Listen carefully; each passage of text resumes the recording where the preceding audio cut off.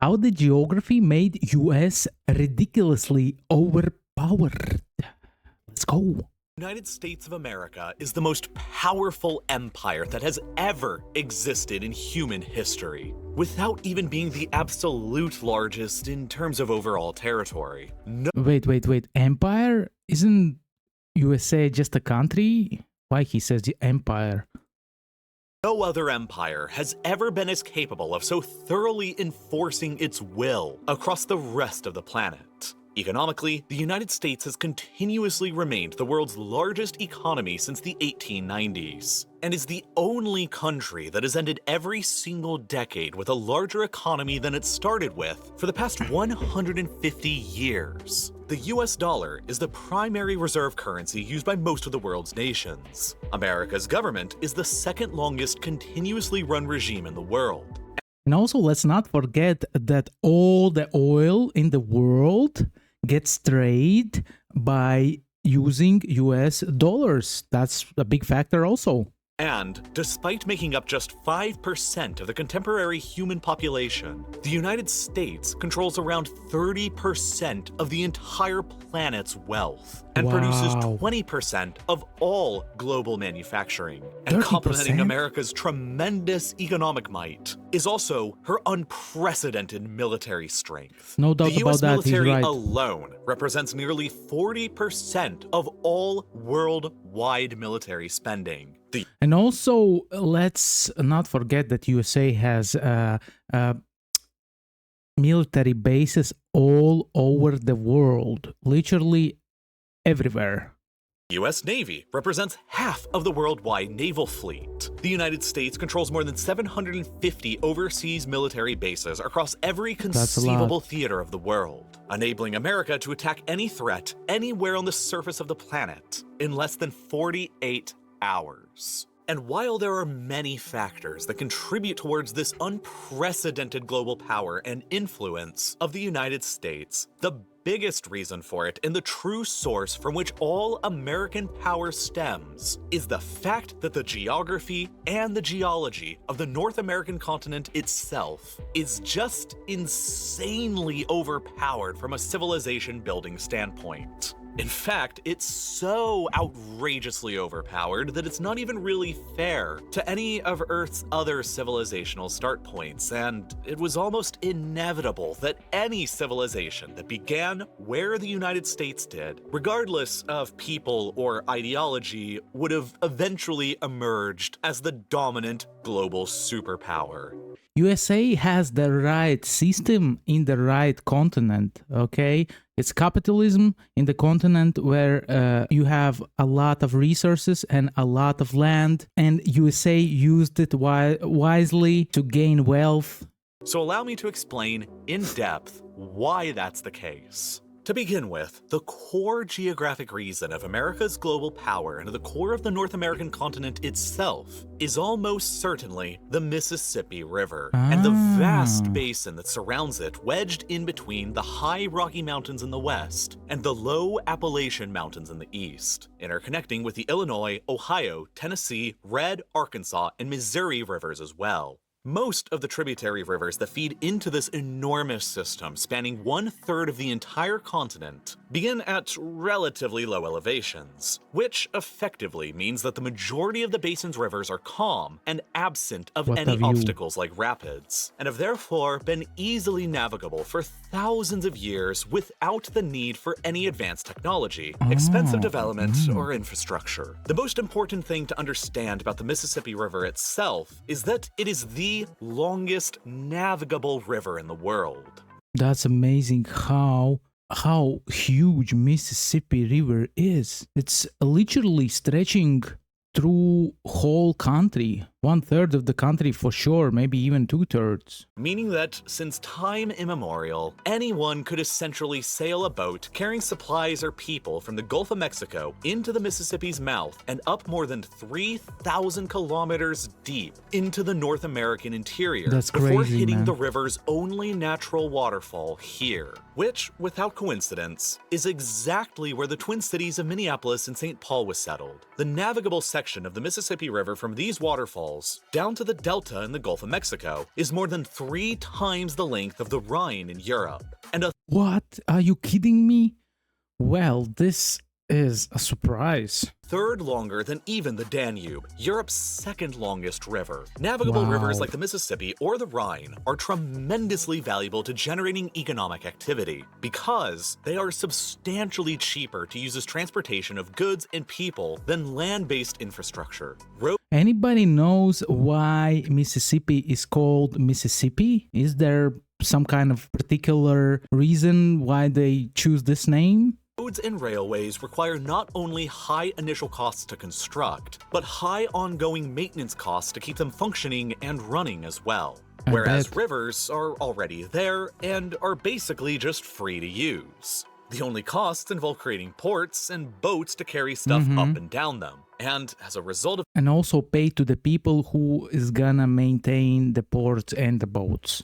that, shipping products by water as opposed to land is anywhere from 10 to 30 times less expensive in the modern 21st century era. And civilizations who have more navigable rivers will be able to retain substantially higher amounts of profits from all the capital that they'll be saving on transportation costs. This fact instantly makes the Mississippi River, as the longest navigable river in the world, tremendously economically valuable to anybody who controls it. Farms and factories built along or nearby the 3,000 kilometers of its banks between the Delta and the Gulf of Mexico and the waterfalls at Minneapolis-St. Paul are capable of cheaply exporting their products further downstream and out into the world ocean toward global markets. That's such a cheat code. You don't have to transport your goods via train or via plane. All you have to do is just load them up to the ships that passes through the Mississippi River, and that's it. But the Mississippi River itself is only the main stem of the overall greater network of navigable rivers found across the greater Mississippi Basin, granting settlements as deep into the interior of North America as Pittsburgh, Cincinnati, Minneapolis, Chicago, Sioux City, St. Louis, Memphis, Muskogee, Shreveport, and more to effectively become oceanic ports, all capable of exporting their various products cheaply down the Mississippi River network towards the Gulf of Mexico.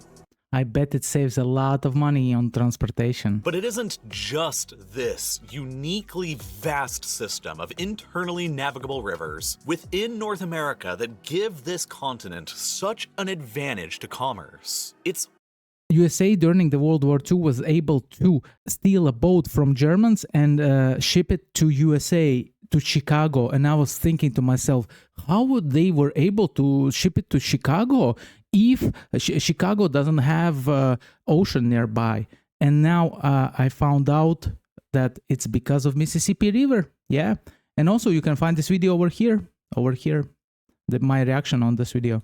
also the fact that around much of North America exists another highly unique geographic feature that cannot be found anywhere else in anywhere near such a useful pattern. The many, many barrier islands that exist in an almost continuously uninterrupted chain for more than 4,800 kilometers, around 3/4 of the US Gulf and East coasts. From the southernmost tip of Texas, where the Rio Grande empties into the Gulf, up to the Chesapeake Bay that harbors Washington, D.C. and Baltimore. In effect, these countless low and flat islands have transformed what would otherwise be 4,800 kilometers of exposed coastline into a network of protected, shielded bays that can be effectively utilized as a sort of oceanic river, relatively navigable. That's crazy. Take a look at that. It's really a shielded base. All the way from Brownsville, Texas to Baltimore, Maryland. And since the delta of the Mississippi River empties out directly into this further navigable network, it means that goods have been able to be cheaply, reliably, and quickly transported from all throughout the North American interior to all across the Gulf and East coasts now for hundreds of years. When collectively added together, the internal rivers of the Mississippi Basin and this external intracoastal waterway wrapping around the Gulf and East coasts account for nearly 25,000 kilometers of combined navigable waterways, which is not only more than the rest of North America combined, but more than the rest of the entire planet combined. The end result is the greatest natural transportation system to be found anywhere in the world. An enormous network of freely available riverine superhighways that causes 90% of the lower continental 48 United States to be within just 240 kilometers of an easily navigable waterway. And it was all just effectively given to the United States more than 2 centuries ago, back in 1803, when the French decided to sell all of it for about $340 million in today's currency valuation.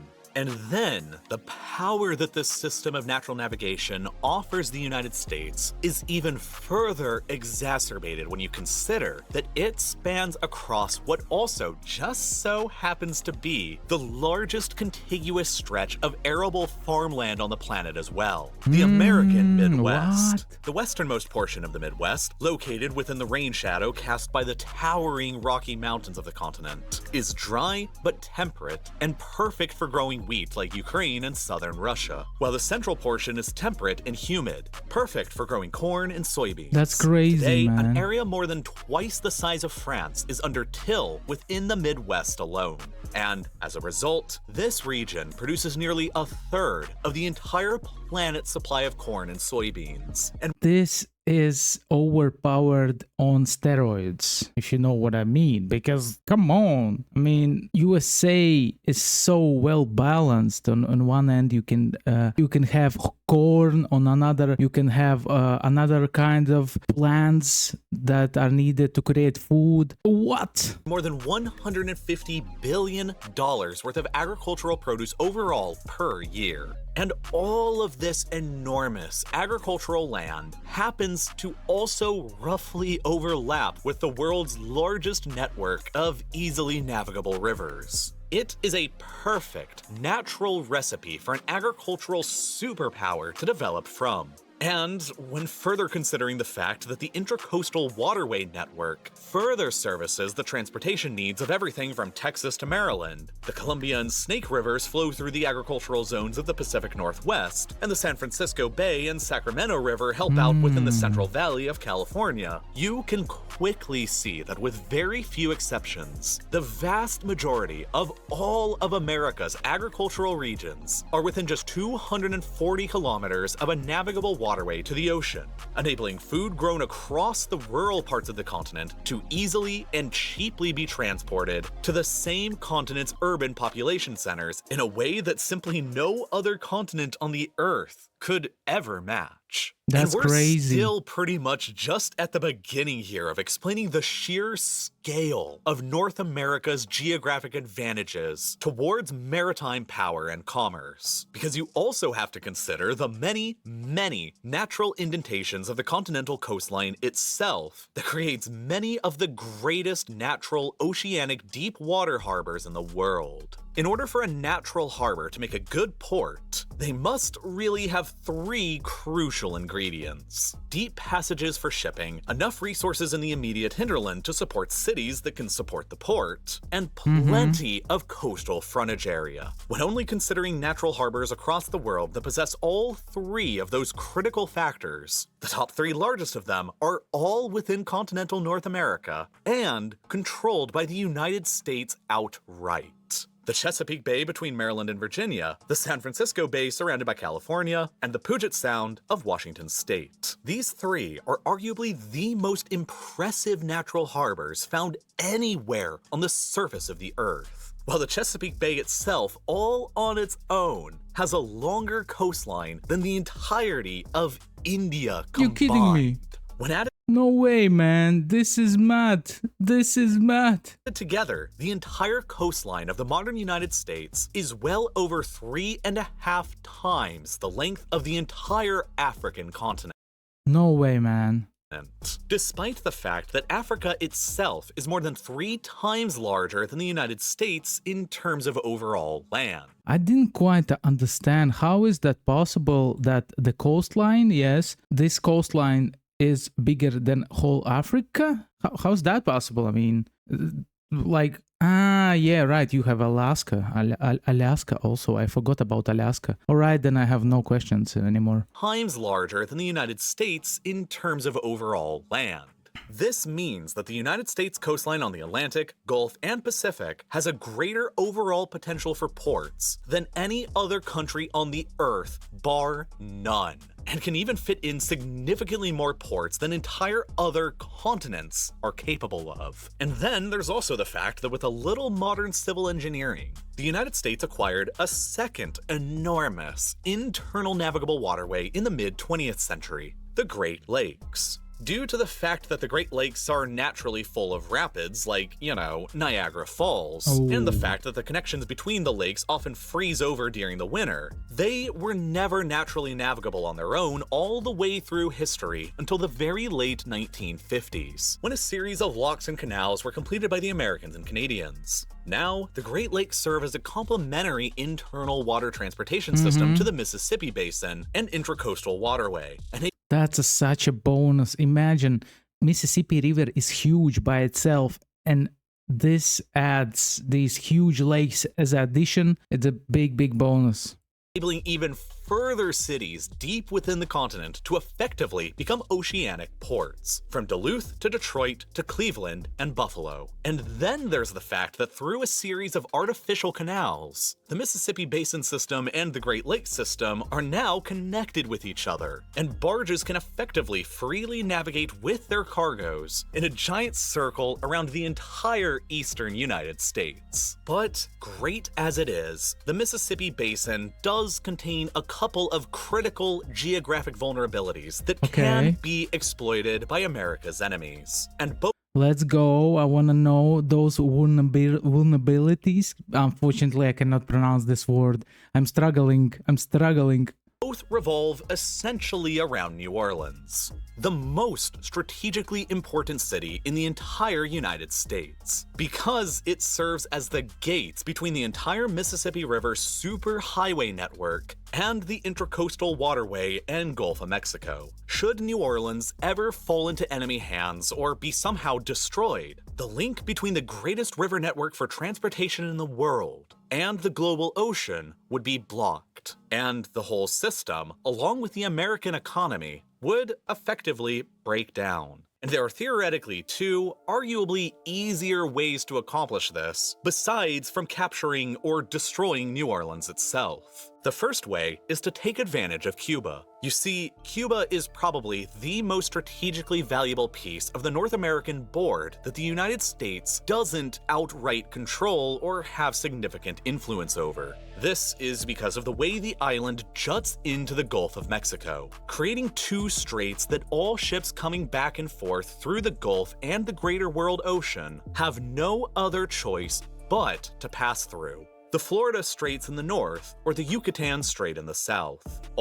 Imagine how much money did Cuba lost when USA put them under the sanctions. My gosh. All on its own, Cuba is too small of an island to ever leverage the strategic position to threaten the trade of America's underbelly between New Orleans, the Mississippi Basin, the Intracoastal Waterway, and the outside world. But when placed under the sway of a major power from another continent, it absolutely can be, as nearly happened during the early 1960s, when the Soviet Union began placing nuclear missiles and troops there. Cuba can hypothetically be utilized as a springboard to attack the United States' most significant geographic advantage. And this happened during the Cold War. Before that, if I'm not wrong, USA controlled Cuba. Before the revolution, before Castro came to power, Cuba was a big American kurort. As a result, Washington has been actively carrying out the longest trade embargo of modern history against the island for more than 60 years now, desperately hoping to bend its people towards its will and to prevent any large, hostile foreign power from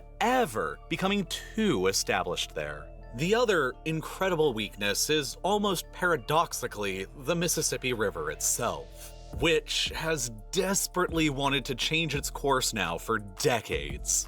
For thousands of years now, the Mississippi River has always meandered around over long periods of time, and its delta has shifted across various positions along the Louisiana Gulf Coast. Back in the 1970s, the river would have naturally shifted course away from its current path, beginning in a location that hardly anyone will have ever heard of: the small town of Vidalia, Louisiana. From here, the Mississippi would have begun flowing into what's currently known as the Atchafalaya River, down to a new delta in the Gulf about 120 kilometers southwest of present-day New Orleans. Had this been naturally allowed to happen, the entire Mississippi River would have diverted completely around the cities of Baton Rouge and New Orleans, leaving their river-based infrastructure stranded and their people without any source of fresh water, and creating a new delta for the river in an area that is presently, essentially, the middle of nowhere. The end result would have been an economic catastrophe for the United States of unprecedented proportions.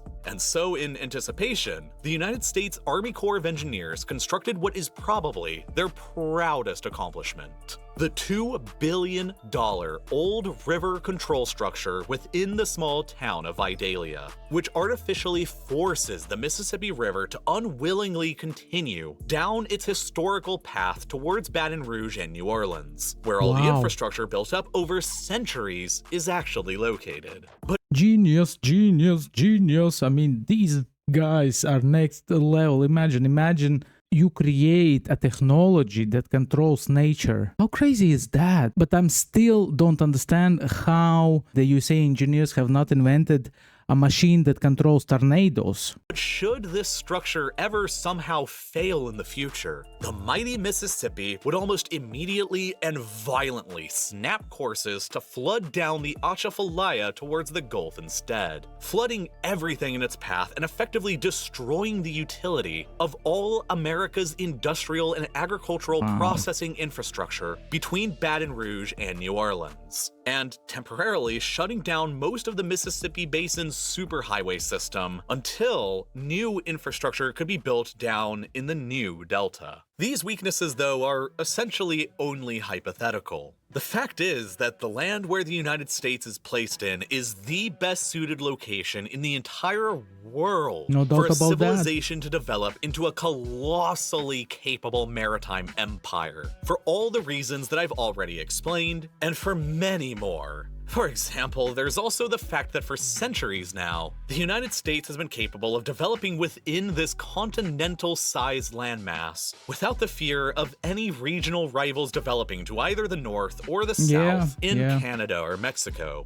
I agree absolutely. And also, there are two oceans from both coasts. If somebody wants to attack America, they will have very, very hard time. Largely because the geography of both these regions to the south and the north cannot support nearly as powerful, nor as populous an empire as the land in the middle that is presently controlled by the United States. After the United States invaded, conquered, and annexed half of Mexico back in the 1840s, the largely mountainous lands that Mexico was left with didn't contain even a single naturally navigable river within the interior, and only a single good natural port on the coastline at Veracruz. In addition, what agricultural areas Mexico had left were relegated within the many valleys crisscrossing in between the mountains, leading them to be highly separated from all the other agricultural areas of the country, which is completely opposite of the enormously interconnected agricultural geography further to the north in the United States. And then in Canada, the vastness of the Canadian Shield, a cold region where glaciation over eons of time has stripped the area of most of its usable soil, making it useless for agriculture, stretches across half the entire country between the Great Lakes and the Arctic Ocean, and separates the small, agriculturally productive core of Canadian civilization around Toronto and Montreal from the Prairie Provinces and British Columbia over to the west. Without any internally navigable rivers between them to rely upon, like much of the United States, there is still, to this day, only a single road that connects all four of these provinces west of the Canadian Shield to the core of Canadian civilization to the east of the Shield. And this means that, inevitably, the 4 Canadian provinces west of the Shield are significantly more economically integrated with the United States to the south than with the rest of Canada to the east, because it's far easier to actually travel south and access America's vastly superior transportation network. And also it's easier to trade because ships from ports that are located here can easily travel to British Columbia. Therefore, as the fate of geography would have it, the core region of North America's insane productivity and easy transportation is also one of the most secure locations of its kind anywhere on the planet, far removed from any potential major rivals or threats. And this, in essence, is the secret sauce of America's enormous geopolitical strength. Incredibly easy transportation within the core, combined with incredibly difficult transportation beyond it. Not only can no rivals easily develop within North America to threaten the core, but 2 enormous oceans separate the core from all other continents as well, essentially transforming the United States into an island empire, but of continental scale. Also, if somebody wants to attack USA from land, they firstly have to invade Mexico or Canada. And I mean, it's going to be hard, taking in consideration that Mexico has a lot of cartels and other stuff, you know, and it's not the easiest place to invade. And also Canada with this like landscape, which is a lot of forests and a lot of hills.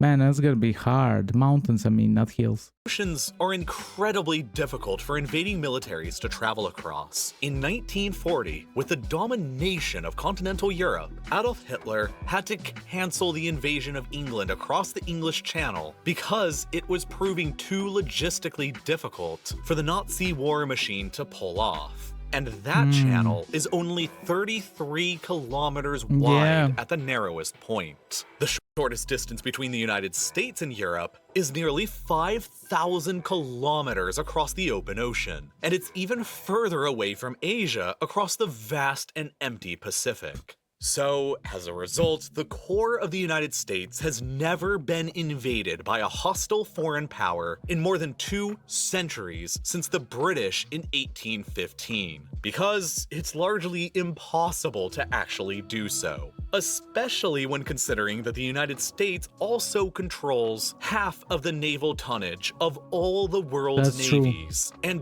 dominates the entirety of the world's oceans. Back in the day, Britain was the ruling empire with the biggest navy in the world. You can say that they had a lot of colonies, a lot of bases all over the world, and now USA has it. So we can call USA an empire, basically. And even if somehow a foreign power was capable of miraculously overcoming the largest, most capable, and most technologically advanced navy in human history, and then transporting and supplying hundreds of thousands to millions of troops across thousands of kilometers of open ocean and landing them on the beaches of North America, it still wouldn't even really matter because the North American continent has essentially all of the resources required for modern civilization and modern militaries located deep within it.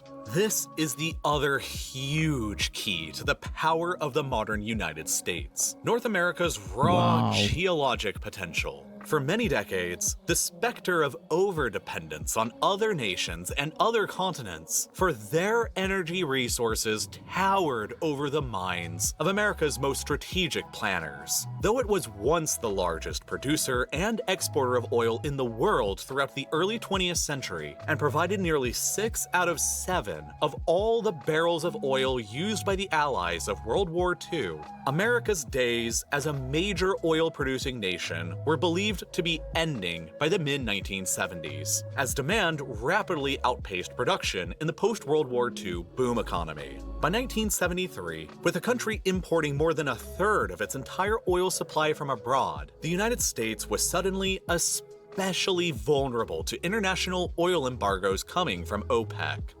I didn't quite understand why USA doesn't use their own oil. Organization of petroleum exporting countries, consisting of countries across the Middle East, Africa, and Venezuela. At that time, the countries of OPEC represented half of all the oil production in the world, and their decision to embargo the United States due to their support of Israel during the Yom Kippur War shut them out from that half of the world's supply and caused American energy prices to skyrocket. Later on, after the 1979 Islamic Revolution in Iran, the United States became shut out from that country's entire rich supply of oil as well. And as the demand for oil within the United States continued to increase throughout the 20th century, and with domestic production never capable of catching up, America found itself in a position where, by 2005, the country was importing a whopping 60% of its oil supply from abroad. Wow. An amount that Listen, do you remember a time in USA where you guys had the big cars, like in 60s, 70s, 80s, that were eating so much fuel? Man, I just like, nowadays I'm looking at those cars and I'm thinking, my gosh, you spent a lot of money on that fuel, but back in the day, the fuel was not so expensive as now also. is percentage-wise highly similar to what China imports today. As a consequence, American foreign policy was, for decades in the later 20th century, dominated and constrained by this heavy dependence on the outside world for its oil supplies. But beginning in the early 21st century, a revolution in the oil and gas industry back at home would permanently change this reality with profound and still unknown consequences. Technological and economic innovations in drilling technology and techniques now known as fracking were finally unlocking the ability of oil and gas companies to economically crack the hydrocarbon code of shale rock, which had remained elusive for more than a century beforehand. Beginning in Texas as recently as 1998 within a region known as the Barnett around Dallas-Fort Worth, the news that shale rock could be economically harvested for oil and gas began to rapidly spread like wildfire. These new shale discoveries revealed that Texas possessed many of the largest oil and gas fields known anywhere in the world. Texas is super overpowered, if you ask me. It's a huge, huge country.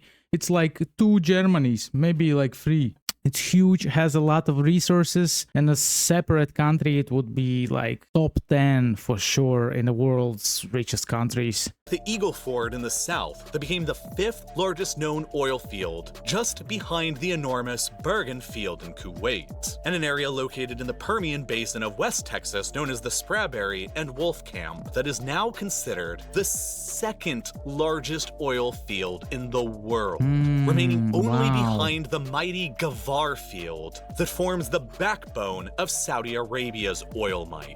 In the span of just a single decade, this new reality and these enormous discoveries rocketed Texan oil production 5-fold to make the state a larger oil producer than every single country in OPEC, besides Saudi Arabia itself. And today, Texas alone produces 45% of the United States' entire domestic oil production.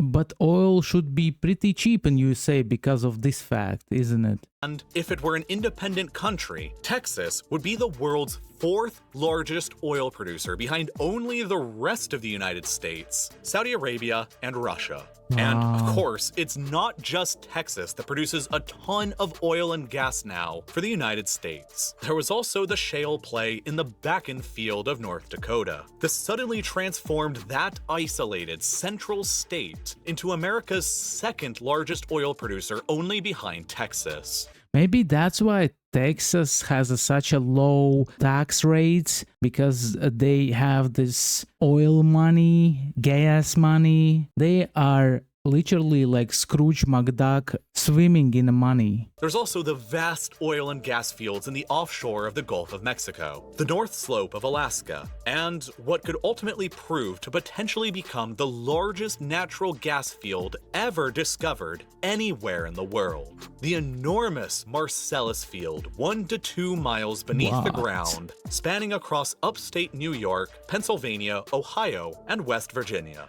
All told, these new discoveries discoveries tripled the estimated natural gas reserves of the United States between 2002 and 2019. And with a massive network constructed of new gas pipelines stretching across the border into Mexico, accompanied by a series of liquefied natural gas, or LNG, export terminals across the Gulf Coast, Maryland, and Alaska, the United States suddenly transformed out of nowhere into the second largest exporter of natural gas behind only the Russians. Wow. And by 2018, what had previously been unimaginable back in the days between the 1970s and 2005 finally happened.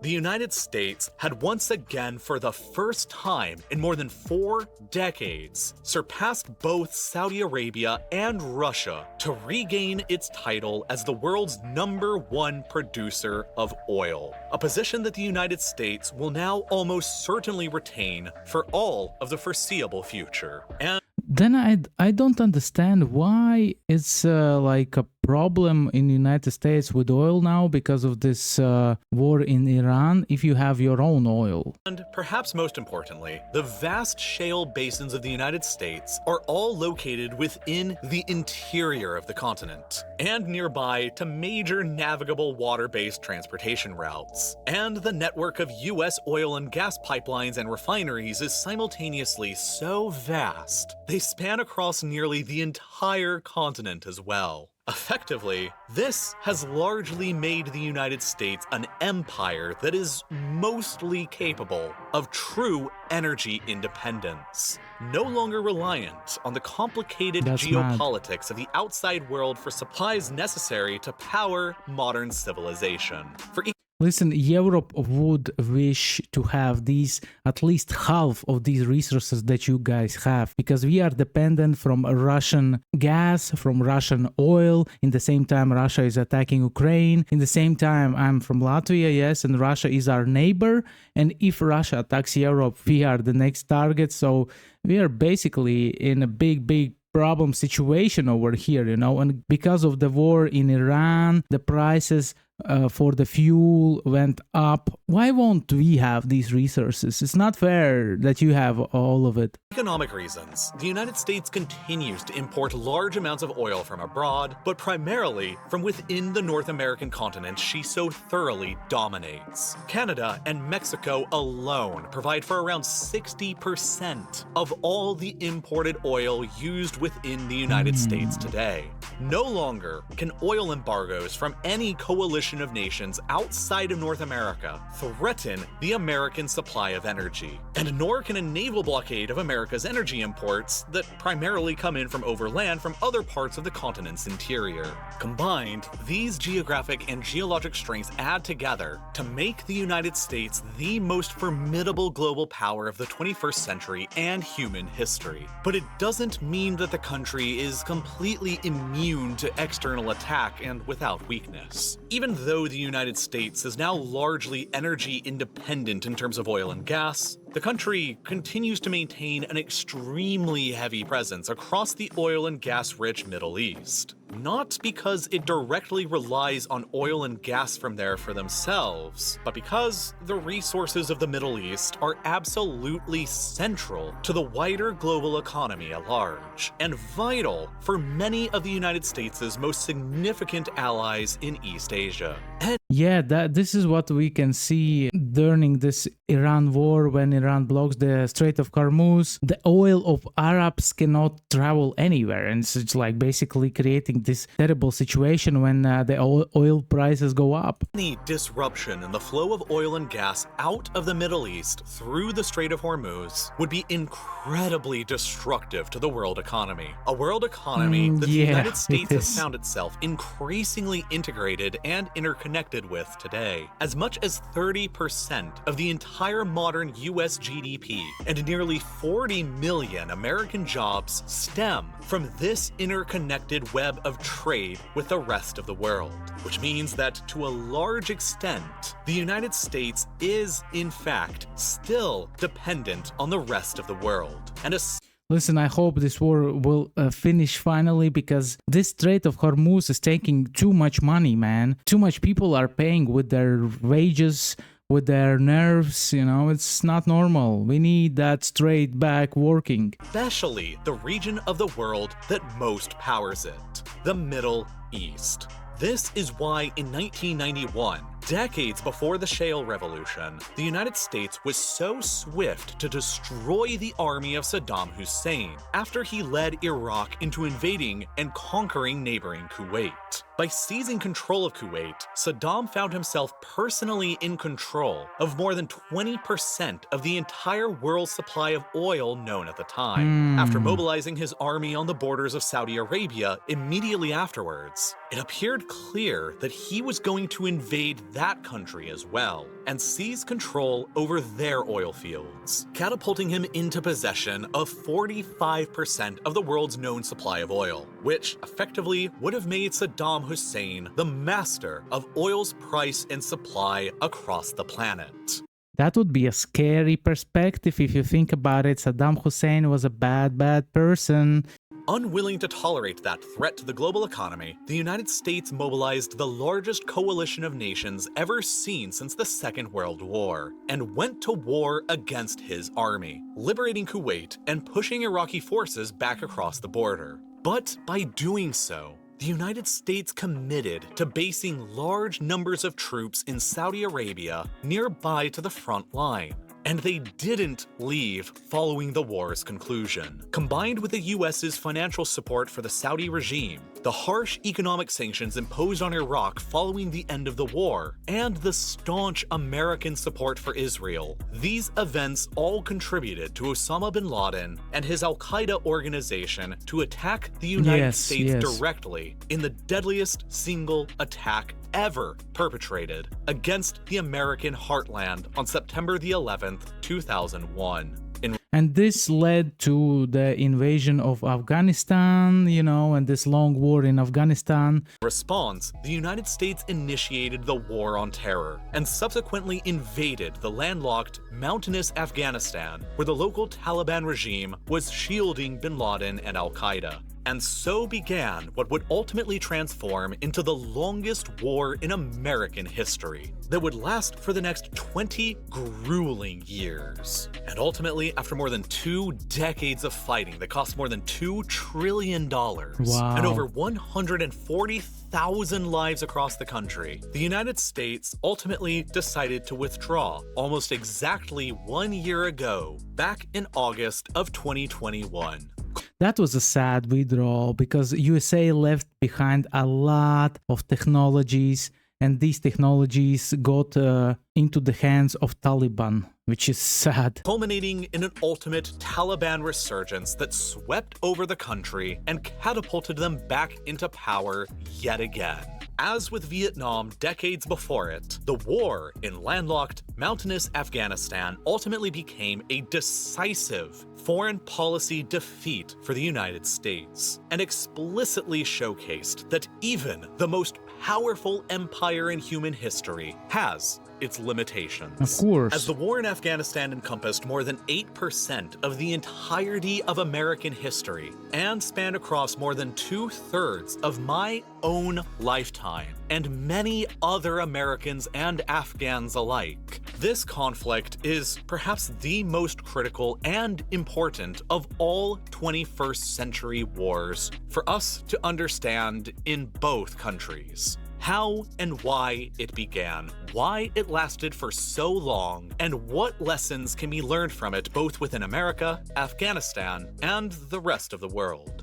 By the way, NATO participated in a war in Afghanistan, and there was a lot of Latvians who went to Afghanistan also. I know a couple of dudes from Riga who went there. But unfortunately, if I made an in-depth video about the war in Afghanistan here on YouTube, the many disturbing, violent, and controversial details of discussing a very recent and horrible conflict would cause the video to become demonetized and age restricted, which I completely understand and believe is appropriate. But it ultimately means that YouTube's algorithm would never promote the video to you, and there's just simply no way that you would ever see it here. This video explains everything very precise, and I enjoyed it a lot. And now I understand why America is such a overpowered country, man. You have resources, you have Mississippi River, you have everything. The people that were in America, they were in the right place in the right time. That's all I can say. Hope you enjoy. And if you did, please like, subscribe, click the bell for notification, and also hype the video. And see you next reaction videos. Bye.